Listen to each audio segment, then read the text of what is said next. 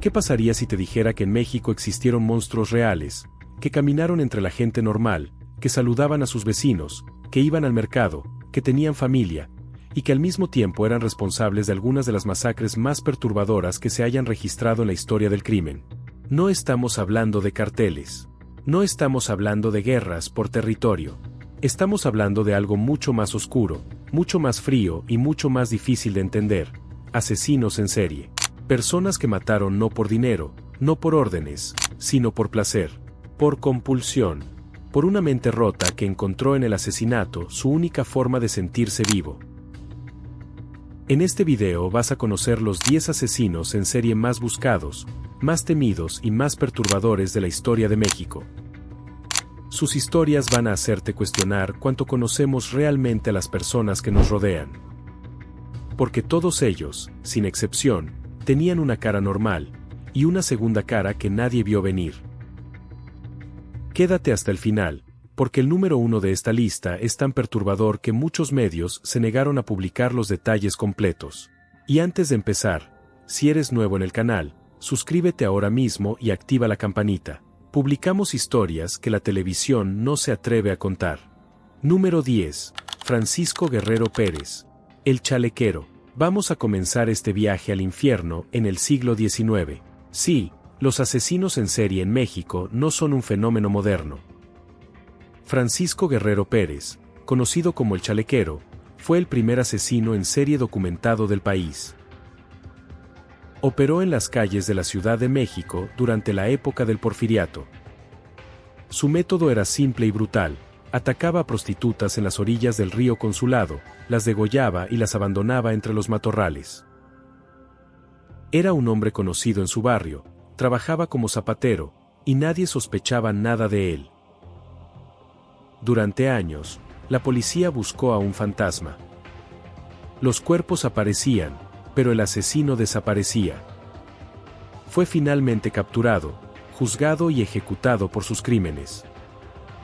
Pero su legado quedó grabado en los archivos más oscuros de la historia criminal mexicana como el hombre que abrió la puerta a lo que vendría después. El Chalequero nos enseña algo que se va a repetir en toda esta lista: los monstruos no nacen con cuernos. Nacen con una cara perfectamente normal. 9. Gregorio Cárdenas Hernández. El estrangulador de Tacuba. Saltamos al siglo XX. Lo que nadie sabía es que en el sótano de su casa en la colonia Tacuba, en la Ciudad de México, había enterrado 4 cuerpos. En 1942, la policía descubrió los cadáveres de 4 mujeres en su jardín. Todas habían sido estranguladas. El escándalo fue monumental. La prensa lo bautizó como el estrangulador de Tacuba y su caso se convirtió en el primero en recibir cobertura masiva de los medios en México. Lo que hace su historia aún más perturbadora es lo que ocurrió después. Cárdenas fue recluido en el Palacio Negro de Lecumberri, donde se convirtió en el preso más famoso y estudiado del país. Estudió Derecho dentro de la cárcel, escribió libros, se casó, tuvo hijos, y tras más de 3 décadas preso, fue liberado. Murió en Los Ángeles en 1999, a los 84 años. Libre. Mientras que sus víctimas jamás pudieron hacer lo mismo. 8. Las Poquianchis, Delfina y María de Jesús González. ¿Pueden 2 mujeres ser responsables de la muerte de más de 90 personas? En el caso de las hermanas González, la respuesta aterradora es sí. Delfina y María de Jesús González operaban en el estado de Guanajuato durante los años 50 y 60. Publicaban anuncios en periódicos ofreciendo trabajo a mujeres jóvenes y humildes. Las promesas eran buenas: sueldo, techo, comida. La realidad era un infierno.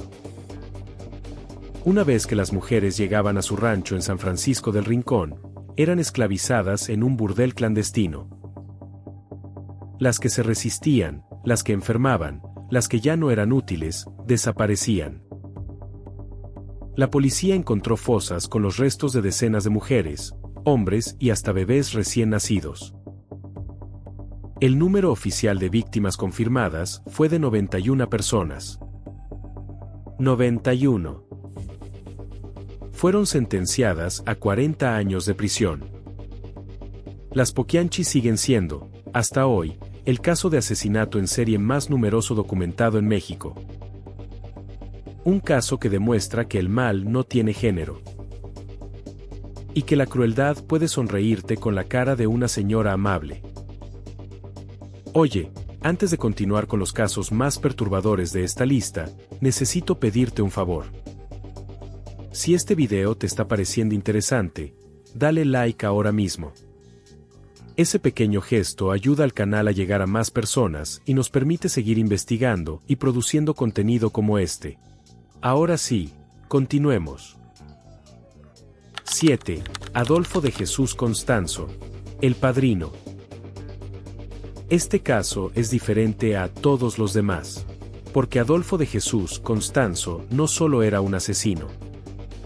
Era el líder de una secta de narcosatanismo que combinó tráfico de drogas, rituales de sangre y asesinatos con una frialdad que hizo que incluso los agentes de la DEA dijeron que era el caso más perturbador que habían investigado. Constanzo nació en Miami, pero construyó su imperio del terror en Matamoros, Tamaulipas. Fundó un culto conocido como los narcosatánicos. Creía que los sacrificios humanos le daban protección sobrenatural para operar su negocio de narcotráfico. Y su gente lo creía también. Sus seguidores lo llamaban el padrino. Realizaba rituales con partes de cuerpos humanos. Cuando en 1989 la policía encontró el rancho donde operaba, hallaron restos humanos en una caldera, mezclados con cerebros, sangre y vísceras. Entre sus víctimas estaba el estudiante universitario estadounidense Mark Kilroy, cuyo secuestro desencadenó una investigación internacional. Al verse rodeado por la policía, Constanzo ordenó a uno de sus seguidores que lo matara. Tenía 26 años. Su historia inspiró documentales, libros y hasta películas. Pero nada puede capturar la magnitud real de la oscuridad que habitó en ese rancho de Matamoros. 6. Raúl Ociel Marroquín Reyes, el sádico. Ciudad de México, años 2000. Un hombre meticuloso, organizado, que planificaba cada uno de sus crímenes con una precisión aterradora. Raúl Ociel Marroquín Reyes, conocido como el sádico, eligió a sus víctimas movido por un odio profundo y calculado. Secuestró a varios hombres en la capital, y 4 de esos secuestros terminaron en asesinato. Lo que perturbó a los investigadores no fue solo el número de víctimas, sino la forma en que operaba. Planeaba todo, no dejaba cabos sueltos, y mostraba una total ausencia de remordimiento. Su captura fue un alivio para las autoridades, pero también abrió una pregunta que sigue sin respuesta. ¿Cuántos como él operan en las ciudades mexicanas sin que nadie lo sepa? 5. José Luis Calva Cepeda, el poeta caníbal. Hay casos que te roban el aliento. Este es uno de ellos. José Luis Calva Cepeda era escritor, publicaba poemas, pero el 9 de octubre de 2007, la policía llegó a ese departamento buscando a su novia desaparecida y encontraron algo que ningún agente ha podido olvidar hasta hoy. Sobre la mesa del comedor, con cubiertos a los lados, había un plato con carne frita, carne humana. En el refrigerador encontraron más partes del cuerpo de su novia, en la basura, sus huesos, y entre sus papeles, un manuscrito que describía el sabor de la carne humana. Se le llamó el poeta caníbal. Se sospechaba que tenía entre 2 y 8 víctimas más, pero jamás pudo ser juzgado. El 11 de diciembre de 2007, antes del juicio, fue encontrado muerto en su celda. Se había suicidado. Se llevó sus secretos a la tumba. Lo que sí quedó fue el horror. Y la pregunta inevitable: ¿cómo alguien que escribe sobre la belleza puede cometer tanta atrocidad? Si llegaste hasta aquí, significa que eres de las personas que realmente quieren entender las historias que están detrás de los crímenes. Y cuéntame en los comentarios, ¿cuál de estos casos ya conocías? Los comentarios son lo que más nos motiva a seguir produciendo este contenido. Te leo abajo. 4. Flor Casarín González, la madrina. Una mujer mayor, sonriente, que se acercaba a sus víctimas en lugares públicos de Ciudad Chihuahua. Iniciaba conversaciones, ganaba su confianza, compartía una bebida. Lo que las víctimas no sabían es que esa bebida contenía clonazepam, una poderosa benzodiazepina que las dejaba completamente incapacitadas. Flor Casarín González, conocida como la Madrina, operaba junto a su hijo. Una vez que la víctima estaba inconsciente, los robaban, los golpeaban, y muchas veces los asesinaban. Usaba diferentes nombres falsos, cambiaba su apariencia, se movía por distintos barrios para no levantar sospechas. Se estima que asesinó al menos 25 personas entre 2016 y 2018. Solo fue condenada por 2 homicidios, debido a la dificultad de probar los demás casos. La Madrina es hoy considerada una de las asesinas en serie más activas y letales en la historia moderna de México. Su caso revela algo perturbador: los depredadores no siempre se ven como depredadores. A veces se ven exactamente como lo que necesitas que sean. 3. Juana Barraza, la Mataviejitas. Durante años, la Ciudad de México vivió con miedo. Decenas de mujeres de edad avanzada estaban apareciendo muertas en sus propios hogares, estranguladas, sin señales de robo, sin testigos. La policía buscaba a un hombre, a un fantasma, a cualquiera menos a quien resultó ser la responsable. Juana Barraza era luchadora profesional. Dentro del ring, su nombre artístico era la Dama del Silencio. Fuera del ring, se convertía en algo mucho más oscuro. Fingía ser trabajadora del gobierno, del IMSS o del DIF, para entrar a los hogares de mujeres ancianas que vivían solas. Una vez dentro, las estrangulaba con sus propias manos, con cables, con medias.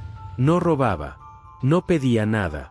Lo hacía por un odio profundo que los psicólogos forenses rastrearon hasta el abandono que vivió de niña por parte de su madre. Fue capturada en enero de 2006 con el cuerpo de su última víctima aún en el departamento. Fue sentenciada a 759 años de prisión por el asesinato confirmado de entre 42 y 48 mujeres. Aunque algunos investigadores elevan esa cifra a más de 90, la Mataviejitas es hoy uno de los casos más estudiados en criminología latinoamericana. Una mujer que encontró en las ancianas el blanco de toda la rabia que nunca pudo dirigir hacia su propia madre. 2. El asesino serial de Atizapán. El carnicero. En 2020, los vecinos de un departamento en Atizapán de Zaragoza, Estado de México, comenzaron a quejarse de un olor insoportable. Lo que la policía encontró cuando entró a ese departamento fue descrito por los propios agentes como lo más devastador que habían visto en sus carreras. Juan Carlos Hernández Loesa, de 46 años, había convertido su hogar en una cámara de horror. En el interior se hallaron restos humanos en distintos estados de descomposición, huesos, bolsas con partes de cuerpos, y evidencia de que el asesino había estado descuartizando a sus víctimas durante años sin que nadie lo detectara. Las investigaciones apuntaron a que podía haber matado y desmembrado al menos a 30 mujeres, muchas de ellas mujeres en situación de vulnerabilidad que habían conocido en línea. Las llevaba al departamento con promesas, y de ahí nunca salían.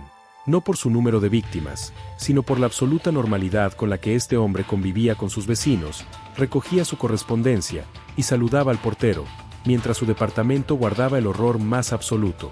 1. Las Poquianchis revisitadas y el tren fantasma. El asesino del ferrocarril.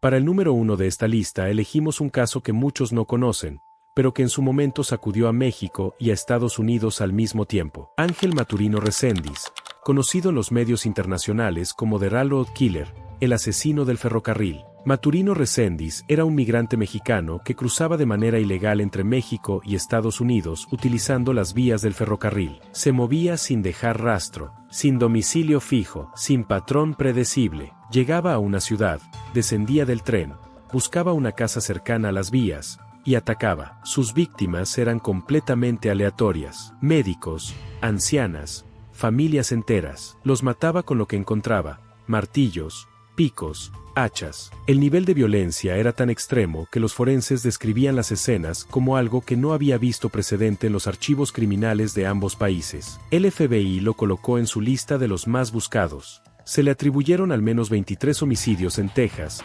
Illinois, Kentucky, Georgia y varios estados mexicanos. Era conocido por dejar pistas contradictorias, por moverse con una rapidez sobrehumana de un estado a otro, y por creer sinceramente que Dios lo había enviado a matar. En 1999, su hermana lo convenció de entregarse a las autoridades en Ciudad Juárez.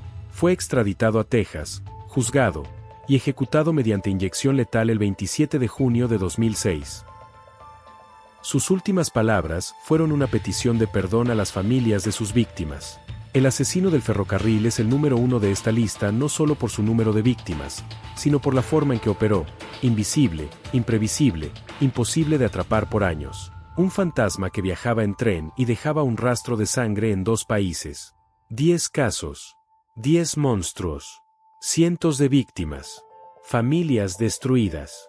Comunidades marcadas para siempre. Lo que más perturbador resulta de todos estos casos no es el número de muertos. Es la normalidad. La absoluta, perfecta, cotidiana normalidad con la que todos estos asesinos convivieron con el mundo. Tenían vecinos. Tenían rutinas. Tenían nombres. Algunos tenían familias. Eso es lo que los asesinos en serie nos enseñan sobre la naturaleza humana, que la maldad no lleva uniforme. No viene anunciada. No se anuncia con una señal de advertencia. Muchas veces se presenta con una sonrisa, con una oferta de ayuda, con una cara amable. ¿Eso significa que debemos desconfiar de todos? No, pero sí significa que debemos prestar atención a las señales, a los comportamientos que no encajan, a las personas que parecen demasiado perfectas para ser reales. México tiene una historia criminal profunda, compleja y muchas veces silenciada. En este canal nos comprometemos a contarla con respeto a las víctimas, con rigor en los datos, y con la valentía de no mirar para otro lado. Si quieres ver más videos como este, suscríbete al canal ahora mismo. Tenemos contenido sobre crímenes reales, casos sin resolver, historias que la televisión nunca contó, y mucho más. Activa la campanita para que no te pierdas ningún video. Y cuéntame en los comentarios, ¿cuál de estos 10 casos te pareció el más perturbador? ¿Conocías todos? ¿Hay alguno que quieras que investiguemos a fondo en un video completo? Escríbeme abajo. Leo todos los comentarios. Hasta el próximo video.